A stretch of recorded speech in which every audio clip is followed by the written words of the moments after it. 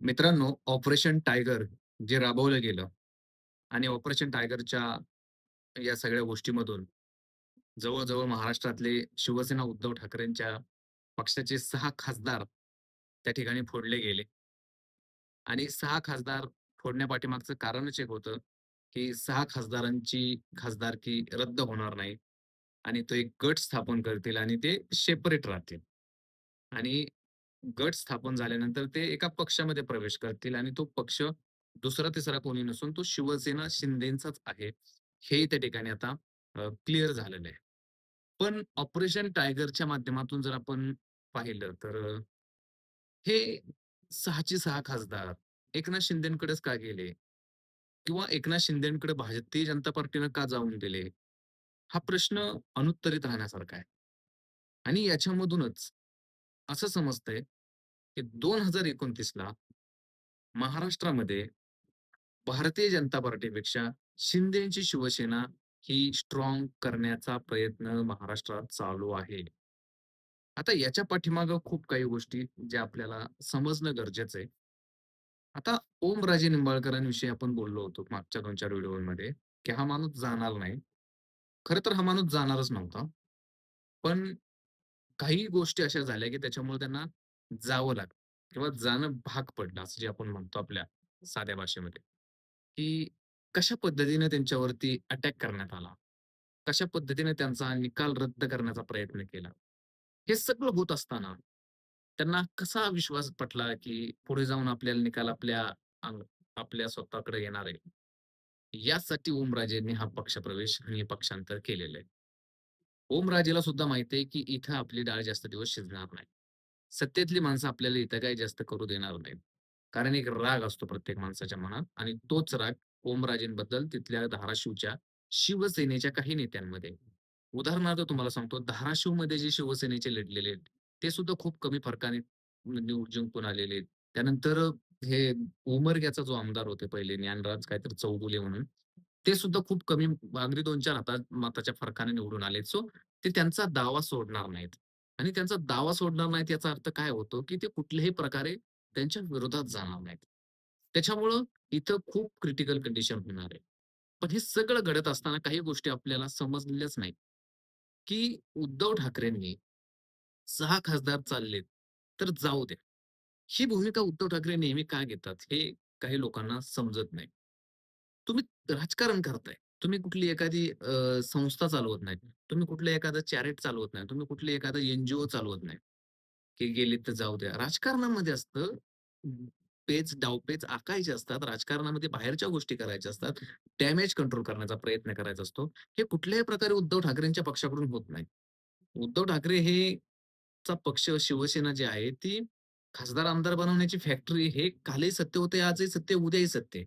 आता हे जे 5 खासदार फुटलेत, या 6 खासदारांमधले ओमराजे वगळता हे 5ही खासदार परत निवडून येणार नाहीत. निवडून येणार नाहीत म्हणजे यांच्या मतदारसंघामध्ये यांना तिकीट सुद्धा निम्म्यांना मिळणार नाहीत. उदाहरणार्थ ओमराजेंचंच असं होईल, कारण ओमराजेंच्या विरोधात उभं राहायला तिथं शिवसेनेकडे कोणी स्ट्रॉंग दुसरा माणूस नाही आणि अ, भाजपकडेही स्ट्रॉंग माणूस नाही. आता त्या पद्मसिंह पाटलांच्या घरातून जर कोणी उभं राहिलं, तर गोष्ट वेगळी. पण बाकी कोणी असा नाही, की जे त्यांच्या विरोधात त्या ताकदीचा नेता आहे म्हणून. त्याच्यामुळे ओमराजेंचा विजय हा तिथला वन साइड विजय असतो आणि तो ह्यावेळेस सुद्धा ह्या 2029 ला सुद्धा होईल असं वाटतंय. पण संजय दिना पाटील यांच्या मतदारसंघामध्ये स्वतः संजय राऊत उभे राहणार आहेत 2029 ला. हे तुम्ही लिहून घ्या माझ्याकडून. कारण तिथं दुसरा आता कोणी शिवसेनेचा कडवा नाहीये, जो फक्त संजय राऊतांच्या रूपाने तिथे मिळू शकतो. कारण संजय राऊतांची आता राज्यसभेची उमेदवारी संपेल. त्यांना परत उभं राहता येणार नाही, कारण त्यांच्याकडे बळच नाही, आमदारच नाही. त्याच्यामुळं राज्यसभेवरती ते जाऊच शकत नाहीत. हाही त्याच्या पाठीमागचा एक विषय आहे. पण ओमराजेंना आदित्य ठाकरे, वरुण सरदेसाई, कैलास पाटील या 3 आमदारांनी रात्र घालवली त्यांच्या घरी. 5 कमीत कमी 4 तास बैठक चालली होती. या बैठकीमध्ये झालं काय मग नक्की? काय सांगितलं यांनी? ओमराजेंनी त्यावेळेस त्यांना हेच सांगितलं, की आता राहिलेली 3 वर्ष मला तिथं जाऊ द्या. 2029 ची निवडणूक वाटलं तर मी परत फिरायला त्या ठिकाणी त्यावेळेस मी फिरू शकतो. त्यावेळेस मला कोणी अडवणार नाही. तोपर्यंत माझ्या वडिलांचा निकाल लागलेला असू शकतो. माझी काही अडली-नडलेली कामं आहेत, ती मी त्या ठिकाणी करेल आणि मी कैलास पाटलांना शब्द देतो, की मी 2029ला परत उभा राहील. पण त्यावेळेस मी पुन्हा उद्धव ठाकरेंच्या गटात प्रवेश करेल आणि त्यावेळेस परत पहिल्यासारखं राजकारण करेल. पण आता 2-3 वर्षासाठी का होईना मला जाऊ द्या तिकडं. तिकडे गेल्याशिवाय माझं काही खरं नाही. कारण मी सध्या खूप अडचणीत आहे. आणि मी कमिटमेंट दिलेली आहे.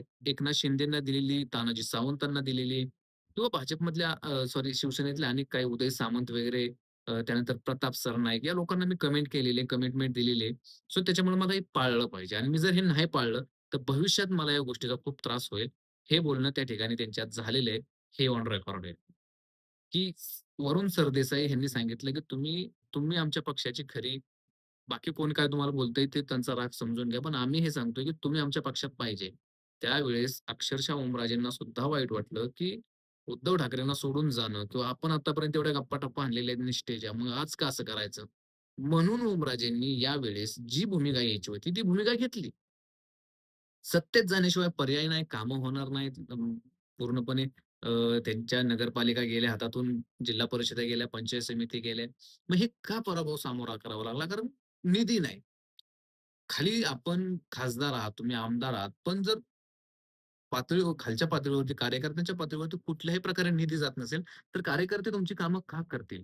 हा सुद्धा याच्यामधला प्रश्न होता आणि याच्यामुळं ती रात्रीची बैठक त्या ठिकाणी सफल झाली का झाली, तर त्याच्यामध्ये कमिटमेंट अशी घेतलेली, की 2029ला ओमराजेच उद्धव ठाकरेंचे काय होते ते उमेदवार असतील आणि पुन्हा एकदा ते हे कारण सांगतील, की मला शिवसेनेमध्ये इथल्या स्थानिकांनी समजून घेतलं नाही. माझा विरोध हा भाजपला आहे. म्हणून मी सत्तेत गेलोय. इतका साधा सोप्पं याच्या पाठीमागचं गणित आहे. आणि ओमराजे हे आता सुद्धा माघारी फिरू शकत होते. परंतु एकनाथ शिंदेना नाराज करणं सध्या ओमराजेंना परवडणारं नव्हतं. म्हणून हा निर्णय ओमराजेंनी घेतलेला आहे. तुम्हाला काय वाटतं? असंच काय असेल, की अजून याच्यापेक्षा वेगळं काय असेल? कमेंट्स बॉक्समध्ये नक्की व्यक्त व्हा आणि असेच माहितीपूर्ण व्हिडिओ पाहण्यासाठी आपल्या चॅनेलला नक्की सबस्क्राईब करा. आपलं बोलके भावा हे चॅनेल आहे. त्या चॅनेलला नक्की सबस्क्राईब करा. धन्यवाद मित्रांनो. जय हिंद, जय महाराष्ट्र.